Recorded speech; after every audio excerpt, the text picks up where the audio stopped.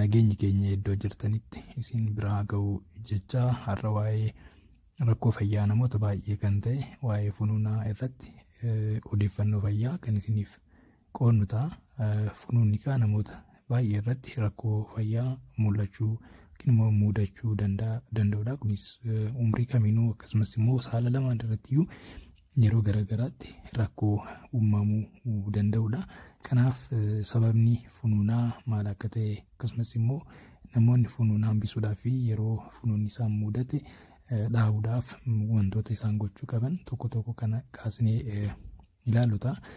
Akkasumas immoo odeeffannoo fayyaa yeroo garaagaraatti kan isiniif qoonnu ta'a. Isas argachuudhaaf fuula YouTube kana subscribe, like, share gochuu hin irraanfatina. Gara qophii keenyaarraatitti yeroo deebinu funuunni yookiin immoo dhiiguun funyaanii rakkoo fayyaa namoota hedduu irratti mudachuu yookiin mul'achuu danda'udha. Akkuma sila isiniin jedhe kunis kan ta'u funyaan keenya kan dhiigu yeroo baay'ee iddoonni dhiigaa funyaan keenya keessa jiran iddoota dhiigaa baay'ee haala salphaa ta'een miidhamuu danda'an ta'uu isaaniitirraa kan ka'e wantoonni garaagaraa iddoota dhiigaa funyaan keenya keessa jiran kana irratti dhiibbaa yookiin immoo miidhaa geessisuu waan danda'aniif iddoonni dhiigaa kunniin dhiiguu danda'u jechuudha. Kunis funuunni akka nu mudatu taasisuu jechuudha. Iddoota dhiigaa kanneen yeroo laallu iddoonni dhiigaa funyaan keenya keessa jiran iddoo lamatti qoodamu akka haala argamiinsa yookiin immoo iddoo isaan jiran irratti hundaa'ee iddoonni dhiigaa kun iddoota dhiigaa gara fuulduraa jiranii fi akkasumas immoo iddoota dhiigaa gara duubaatiitti jiran jennee qoonnu yoo ta'u, namoota baay'ee keessatti rakkoo funuunaa yookiin immoo dhiiguu funyaanii kan ta'an iddoota dhiigaa gara fuulduraatti argaman kanneen ta'a jechuudha. Darbee garuu namoota tokko keessatti iddoonni dhiigaa funyaan keessa gara keenya keessatti gara duubaa irratti argamanis dhiiguudhaan rakkoon funuunaa akka nu qunnamu taasisuu danda'u jechuudha.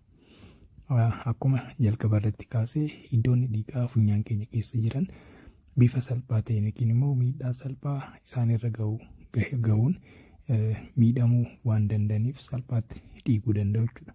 Keessattuu yeroo namoonni quba isaaniitiin yookiin immoo wantoota garaagaraatiin funyaan isaanii keessa tuttuqan iddoonni dhiigaa kunniin miidhamuu waan danda'aniif salphaatti dhiiguu danda'u jechuudha.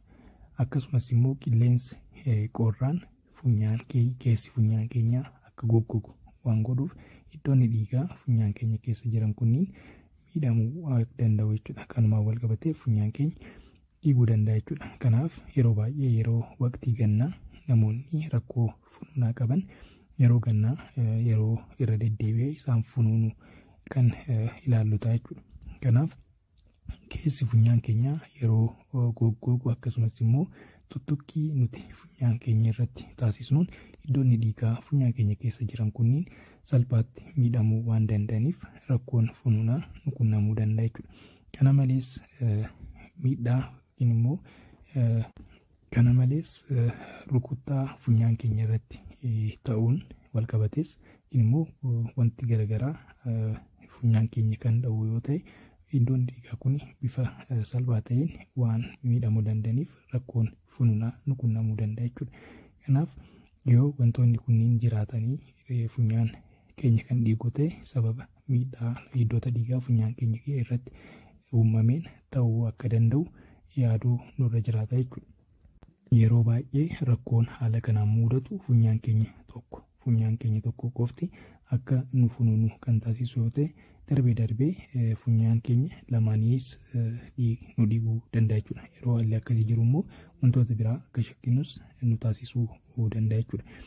Kanaaf akkuma jedhe rakkoon dhiiguu funyaanii yookiin immoo funuunni miidhaa salphaa hidda dhiigaa funyaan keenya keessa jiran irratti dhaqqabuun uumamuu kan danda'u yoo ta'u, akkasumas immoo wantoota biroo waliin wal qabates rakkoolee fayyaa biroo waliin wal qabates hiddi dhiigaa yookiin immoo funyaan keenya nu dhiiguu danda'a jechuudha. Namoota umriin isaanii waggaa 50 ol ta'e akkasumas immoo namoota dhiibbaa dhiigaa qaban keessatti immoo yeroo baay'ee iddoonni dhiigaa gara duubaa jiran kunniinis miidhamuu waan danda'aniif iddoonni dhiigaa kunneen yeroo miidhamanitti rakkoon funuunaa yookiin immoo dhiiguun funyaanii isaan mudachuu danda'a jechuudha. Kana malees rakkooleen fayyaa garaagaraa rakkoo funuunaatiif sababa ta'uu waan danda'aniif wantoonni sunniin yoo mallattoon dhukkuboota biroo akeekan jiraatanitti immoo rakkoon funuunaa tarii wantoota sanii wajjin wal qabachuu danda'a jechuudha.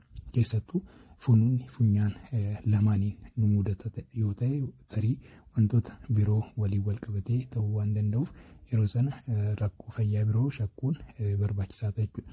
Kanaaf namoonni dhiibbaa dhiigaa qaban yookiin immoo akkasumas immoo umriin isaanii 50 ol ta'e yoo kan isaan funuunu ta'e wantoota isaan funuunuudhaaf sababa ta'an adda baasuun barbaachisaa ta'a jechuudha. Kana malees immoo wantoonni qaamni keenya akka salphaatti dhiigu taasisan garaagaraa funyaan keenyas akka nu dhiigu yookiin immoo funuunnis akka nu mudatu taasisuu danda'u jechuudha. Fakkeenyaaf namoonni kaansarii garaagaraa keessattuu kaansarii dhiigaa qaban rakkoon funuunaa isaan mudachuu danda'a. Akkasumas immoo namoonni immoo dhalootaan dhiigni isaanii salphaatti itituu hin dandeenye salphaatti dhiiguu fi akkasumas immoo garmalee dhiiguus danda'u jechuudha. Kanaafuu namoonni qaamni isaanii iddoo biraa fakkeenyaaf irgi isaanii ta'uu danda'a yookiin immoo gogaan isaanii ta'uu danda'a kan salphaatti dhiigu rakkoo funuunaas yoo qabaatan tarii funuunni sun rakkoo biroo waliin wal qabatee ta'uu akka danda'u yaaduun barbaachisaa ta'a. Akkasumas immoo namoonni rakkoo wal fakkaataa maatii keessatti yookiin immoo firoottan isaanii keessatti argan rakkoo fayyaa biroo ta'uu akka danda'u hubachuun irra jiraata jechuudha. Kanaaf namoonni rakkoon fayyaa akkanaa isaan mudate kunniin wantoonni isaan gochuu danda'an. Kanaaf sababa funuunaa haala kanaan ta'uusaa erga barreen booda namni tokko yeroo isa funuun maal gochuu qabaa akkasumas immoo rakkoon funuunaa akka isa mudanne immoo maal gochuu qabaa kan jedhus asumaan kan ilaallu ta'a. Namoonni akkuma jenne wantoonni funuunaa nutti fiduu danda'an tokko wantoota nuti sirreessuu dandeenyudha. Keessattuu funyaan keenya yeroo baay'ee tuttuqurraa of qusachuun barbaachisaadha. Akkasumas immoo funyaan keenyas akka hin gogne wantoota jiidha qabaniin immoo dibata akka vaaziliinii fayyadamuudhaan keessi funyaan keenyaa akka garmalee hin gogne gochuu dandeenya. Kanaaf wantoota kana gochuudhaan rakkoon funuunaa akka nu hin mudanne taasisuu dandeenya. Haa ta'uuti malee yeroo rakkoon funuunaa yookiin immoo dhiiguun funyaanii nu qunnametti immoo maal gochuutu nurra jiraataa kan jedhu asumaan isiniif himuun barbaachisaadha jechuudha. Tokkoffaa yeroo namni tokko isa funuuna sana yeroo sanatti dhaabuudhaaf wantoonni godhaman jiru jechuudha.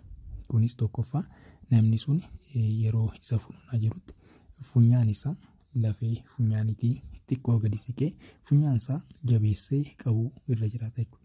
Kanas daqiiqaa 5 hanga 10 tursiisuu qaba jechuudha. Kanaaf namni sun funyaan isaa lafee funyaanitii gaditti qabee yeroo turutti dhiigni keenya waan itituuf hidda dhiigaa citee jiru sana cufuu danda'a jechuudha. Kanaaf funuunni yeroo sana nu mudate sun dhaabbachuu danda'a jechuudha. Biraa immoo yeroo baay'ee dogoggorri funuuna waliin wal qabatee nama mudatu namoonni yeroo isaan funuunu gara duubaatitti jechuu filatu yookiin immoo hawaasa keessatti wanti akka barteetti jirus yeroo isaan dhiigu funyaan isaanii qabatanis ta'uu danda'a yookiin immoo funyaan isaanii osoo hin qabatanis ta'uu danda'a garuu dugda isaaniitiin gara duubaatitti ciisuudhaan akka funuunni sun dhaabbatu taasisuudhaaf yaalu jechuudha. Kun garuu sirrii miti jechuudha. Namni yeroo isa funuunu funyaansaa jabeessee erga qabeen booda fuulduratti gadi jechuun irra jiraata jechuudha. Kunis maaliif tokkoffaa duubatti deebi'uun keenya funuunni sun akka dhaabbatuuf wanti gargaarsi inni taasisu tokkollee hin jiru. Isa malees immoo yeroo nuti gara duubaatitti ciisnu dhiigni yookiin immoo funuunni dhiigni bifa funuunaatiin dhiigaa jiru sun immoo gara duubaatitti deebi'ee gara garaacha keenya keessaa seenuu danda'a jechuudha. Kun immoo garaacha keenya akka inni dallan waan taasisuuf nu akkisiisuus danda'a jechuudha. Nu akkisiisuuf immoo rakkoo akkasii akka nu mudatu taasisa jechuudha. Kana malees immoo yeroo gara duwwaatitti ciisnutti dhiigni kun gara somba keenyaas deemuu waan danda'uuf rakkoo garagaraatiif nu saaxiluu danda'a jechuudha. Kanaaf rakkoolee kanneen hambisuudhaaf funyaan keenya jabeessinee qabuudhaan fuulduratti gadi jechuun nurra jiraata jechuudha. Yoo kan argamu ta'e immoo wantoota qorraa ta'an cabbii ta'uu danda'a yookiin immoo wantoota qorraa ta'an funyaan keenya irratti qabachuun iddoonni dhiigaa sunniin dafanii akka ittitanii fi rakkoon funuunaa sun dafee akka dhaabbatuuf gargaarsa gochuu danda'a jechuudha. Kan biraa immoo namni rakkoon funuunaa isa mudate tokko yoom gara dhaabbata fayyaa deemee ilaalamuu qaba kan jedhu yoo kaasne ammoo tokkoffaa bifa jennee kanaan yoo dhiigni kan hin dhaabbanne ta'e akkasumas immoo gar malee dhiigaa kan jiru yoo ta'e gara dhaabbata fayyaa deemuun irra jiraata. Akkuma jenne immoo namoonni umriin isaanii 50 ol ta'e yookiin immoo namoonni dulloomanii fi rakkoo fayyaa akka dhiibbaa dhiigaa qaban sababni dhiiguu funyaan isaanii rakkoo fayyaa biroo fi umrii isaanii wajjin wal qabatee ta'uu waan danda'uuf namoonni kunis dafanii gara buufata fayyaa deemanii ilaalamuun barbaachisaa ta'a jechuudha. Kan biraa immoo namoonni akkuma dura jenne rakkoolee fayyaa biroo akeekan qaban fakkeenyaaf akkuma jenne namoonni rakkoo akkanaa maatii isaanii keessatti qaban akkasumas immoo qaamni isaanii iddoo garagaraatti dhiiguu erga isaanii ta'uu danda'a yookiin immoo gogaa isaanii ta'uu danda'a rakkoo dhiiguu qaama isaanii iddoo birootti qaban dafanii gara dhaabbata fayyaa deemanii ilaalamuun irra jiraata jechuudha.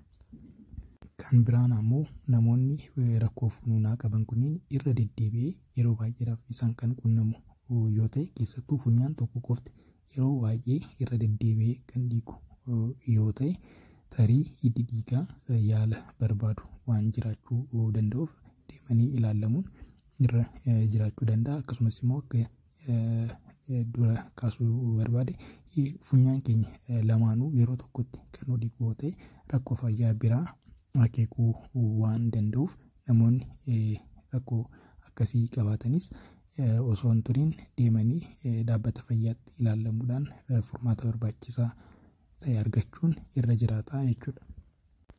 Dhaabbata fayyaatti funuuna kan dhaabuudhaaf yaalli garagaraa godhamuu waan danda'uuf namoonni rakkoo akkanaa qaban yeroo osoo hin fudhatiin deemanii ilaalamuun rakkoolee dhiiguu waliin wal qabatanii dhufuu danda'an garagaraa hambisuu danda'u jechuudha. Odeeffannoo dabalataa yeroo biroo isiniif kennuu dandeenya. Akkasumas immoo gaafiis yoo qabaattan komantiidhaan gaafachuu dandeessu.